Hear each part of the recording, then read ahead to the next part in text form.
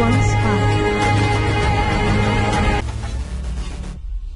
Hey everyone, Lacey Green here for D News. Astrology is based on the premise that celestial bodies like the sun, the moon, planets, and constellations have an effect on what happens on Earth, who you are as a person, how people behave, and it's all based on when they were born. So this is not to be confused with astronomy, which is a study of those celestial bodies themselves, their properties and placement and things like that. Now, I have a lot of friends, and my adorable little sister particularly, who are really into astrology. It's how they start their day and the foundation for their relationships with other people. It's the foundation of their understanding of themselves. And as much as I love them, the scientist within me is cringing. Nah, man, nah. Why does astrology make scientists cringe? I mean, it seems scientific enough, what with all the tracking of the planetary movements and star charts and complicated formulas. But astrology isn't an actual science because, 1, it's not based on evidence, 2, the conclusions aren't testable, 3, it isn't open to review by other scientists, and my favorite, number 4, it's unfalsifiable. Astrology can't be proven wrong, and that's the heart of what science is. The assertions in astrology are so general and open to interpretation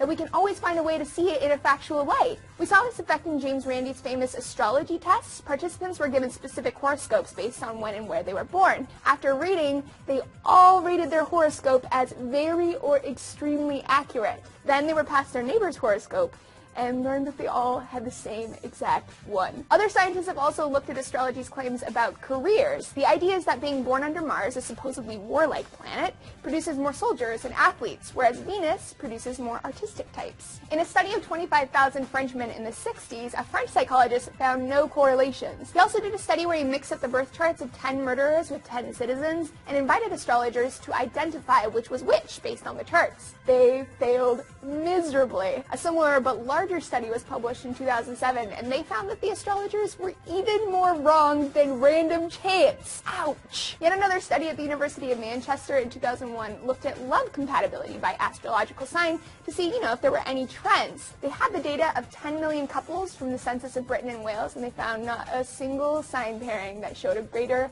or lesser chance of romantic success. Now, there's also the fact that the sun is no longer in a given zodiac constellation during its designated time anymore. Although the sun is supposed to be in Aries right now, that's based on an outdated model. It's actually in Pisces until April 18th. This is because of precession, a phenomenon where the Earth wobbles on its axis every 25,800-year cycle. Most people's signs that they believe they have are actually wrong. Mine, for instance, isn't actually Libra, it's Virgo. And the description still manages to fit. So does this mean that astrology is good for nothing? Well, of course not. It's good for entertainment. My concern is that a recent report by the NSF found almost half of Americans think astrology is a real science. America, does you know how to science? We still don't.